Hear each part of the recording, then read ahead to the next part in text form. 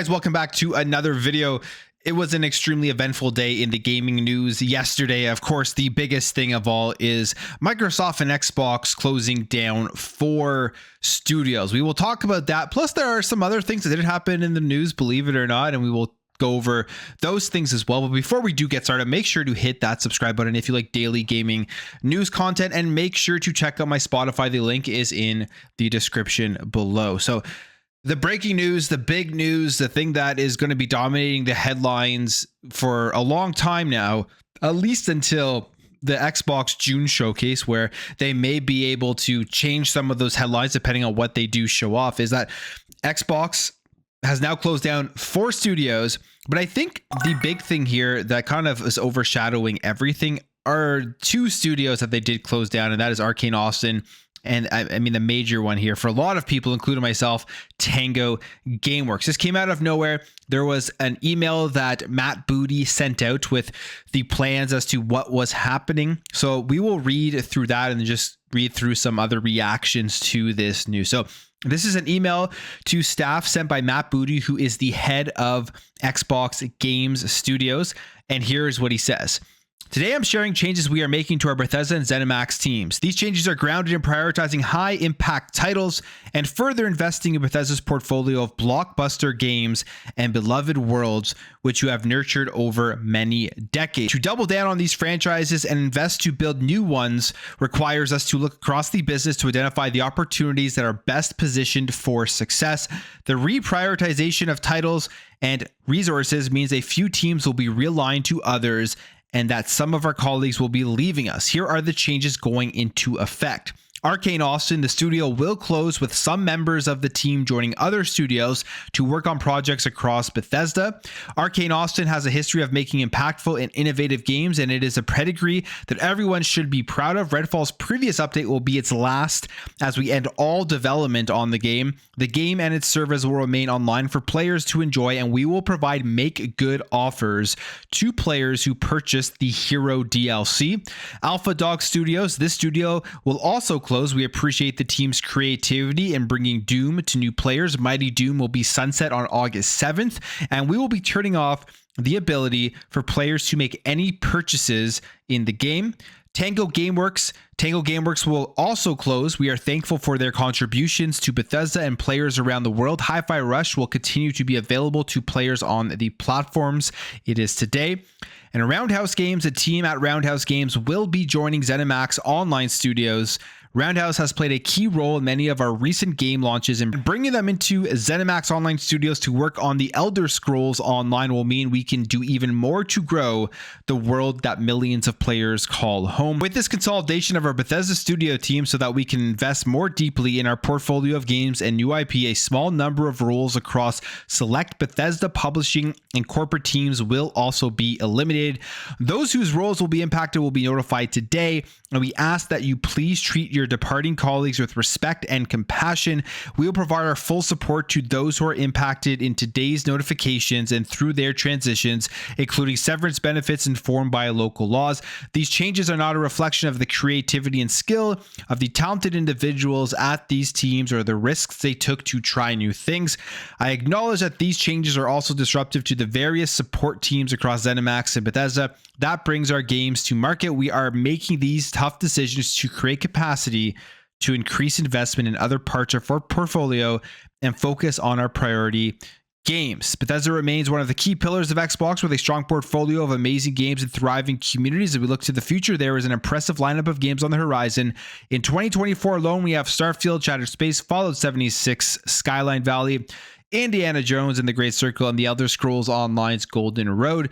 As we align our plans and resources to best set ourselves up for success in this complex and changing industry, our teams across Arcane, Leon, Bethesda Game Studios, id Software, Machine Games, ZeniMax Online Studios, and the Bethesda Publishing and corporate teams will be well positioned to build new IP, explore new game concepts, and expand on our existing franchises.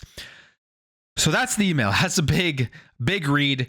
And I mean, there's a lot of things we can dive into here, but for the sake of this video, because I do want to talk about some other things as well, I'll pick out some key points here that really stood out for me. First of all, I mean, the biggest thing of all here is Tango Gameworks. Closing Tango Gameworks to me makes absolutely no sense other than it's Xbox basically saying we have completely given up in Japan. We are changing our tune as to what Phil Spencer said at the beginning of this generation, which was we want to grow in Japan, and the Xbox One generation was an embarrassment, and we want to be able to reach players there. And closing your only studio presence there doesn't make any sense. It kind of hints to me like, okay, they're pretty much moving on from there, or they're going to be trying even less now than they were expecting to try at the beginning of this generation to break into it. Plus, Hi-Fi Rush. I mean, one of my favorite games last year, it was my game from Xbox that I thought should have been nominated for Game of the Year, even ahead of Starfield. One of my favorite games in 2023.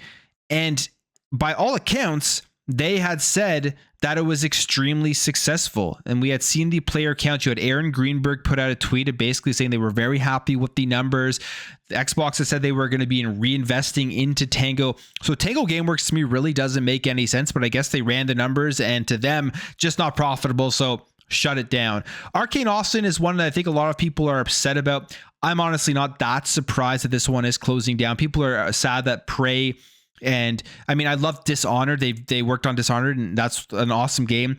But Prey, they're thinking now there's not going to be a Prey 2. But was it really ever going to be a Prey 2? If you look at the sales and everything of the first one, I don't believe it did very well. And then you think about Redfall.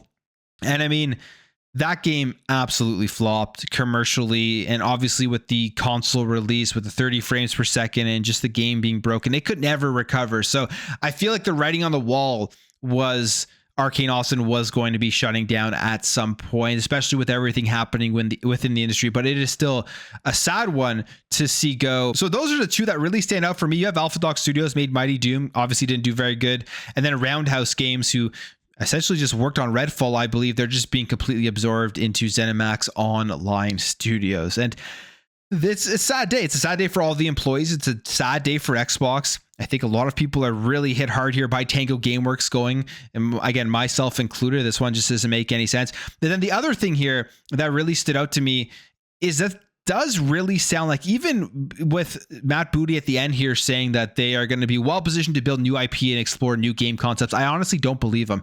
It really does look like here they are setting themselves up for the Jim Ryan virtuous cycle, which is just absolutely disappointing in my opinion. And I hope I'm wrong. I hope I'm completely wrong and Matt Booty is telling 100% truth here, and they are setting themselves up so they can actually create new IPs and create new games. But one of the things that I really enjoyed about Xbox this generation, and even the Xbox One generation, was they allowed studios to be creative. They allowed studios to make games, even if they failed. One that comes to mind, Bleeding Edge.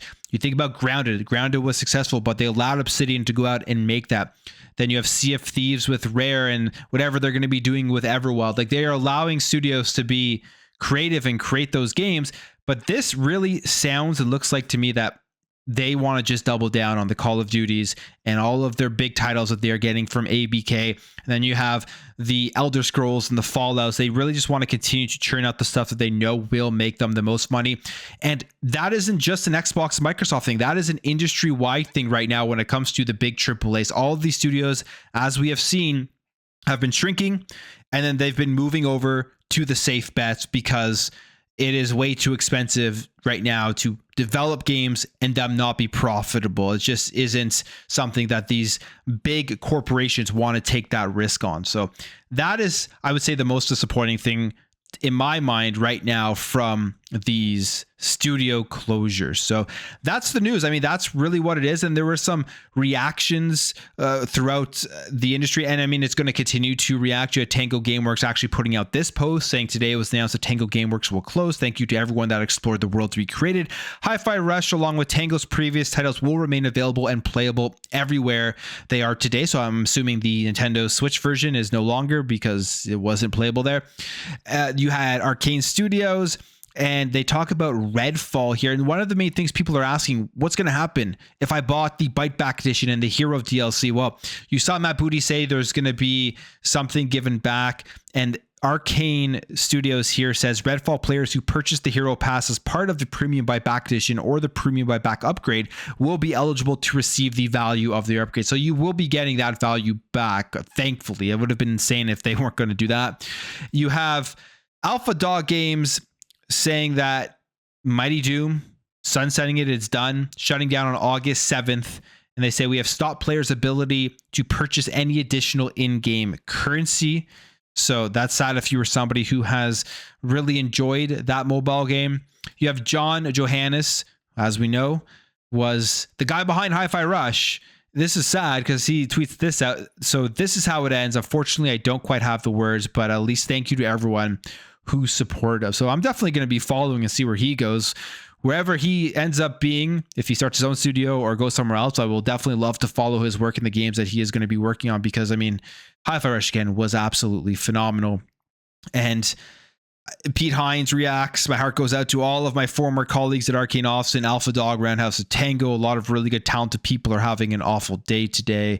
And I mean, there are many other reactions around the industry, but at the end of the day, it's just very sad news. And I think a lot of people are kind of shocked of this announcement. It came out of nowhere, and with Tango Gameworks being in there, people are really taken back. Maybe that's why Shinji Mikami left a year ago. Maybe he saw the writing on the wall and said, hey, I'm going to get out of here now and start up something new before, I guess, his baby gets closed down. We will continue to cover this in other videos and stuff, so stay tuned. There is a lot more stuff to talk about, but I do want to talk about some other news because it was not the only thing that did happen yesterday. We have this here, Media Molecule, which is a studio under PlayStation, first-party studio, and they say that their next project is more of a game than a creative tool, known for their Little Big Planet games, known for their creativity where you could go in and create these worlds and everything. Something I actually have always enjoyed from PlayStation.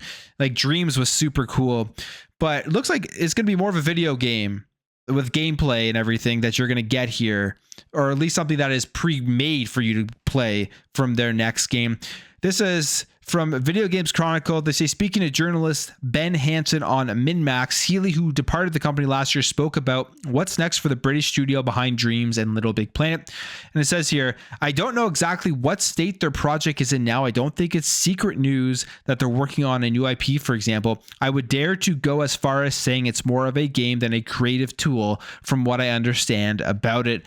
And they say Sony ended support of Dreams in September, which was their last project. So that would make sense.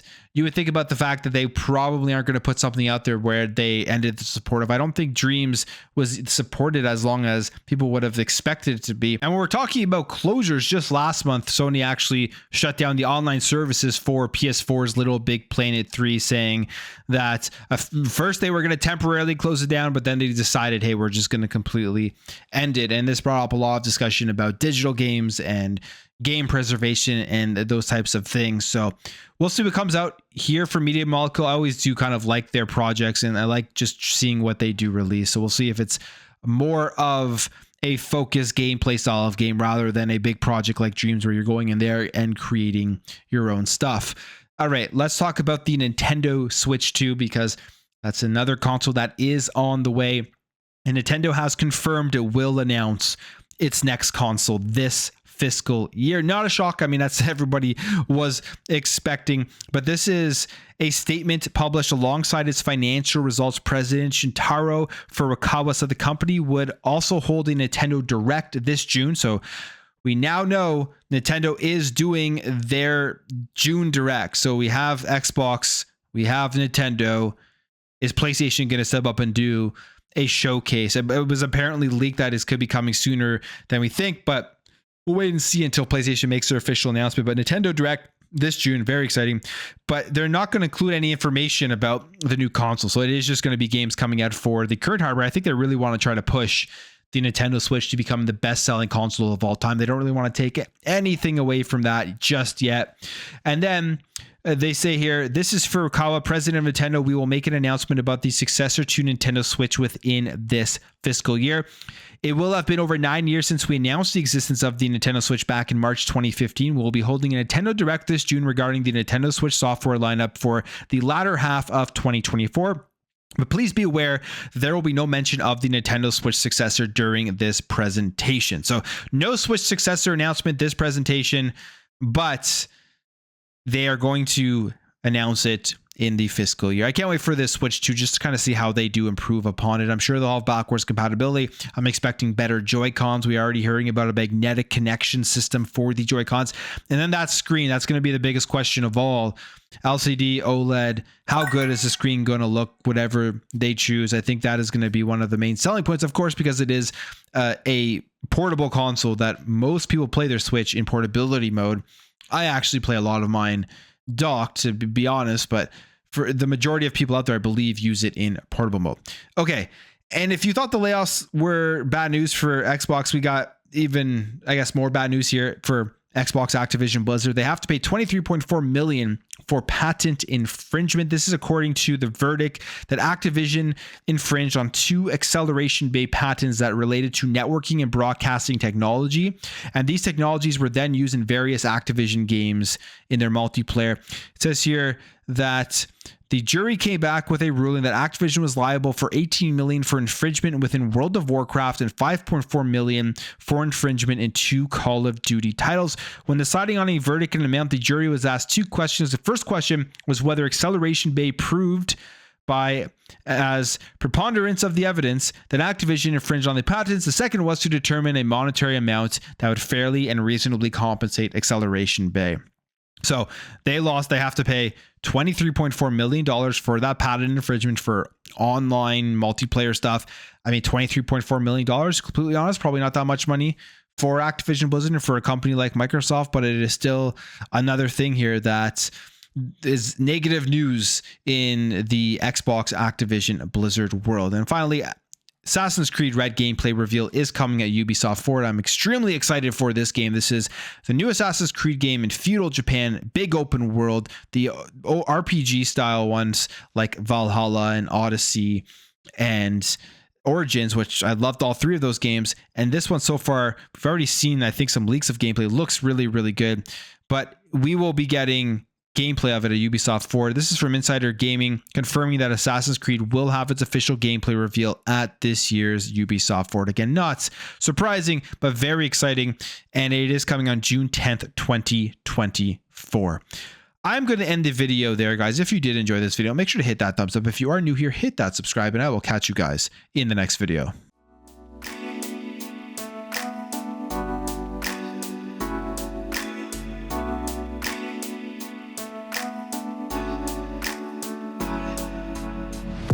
Bye.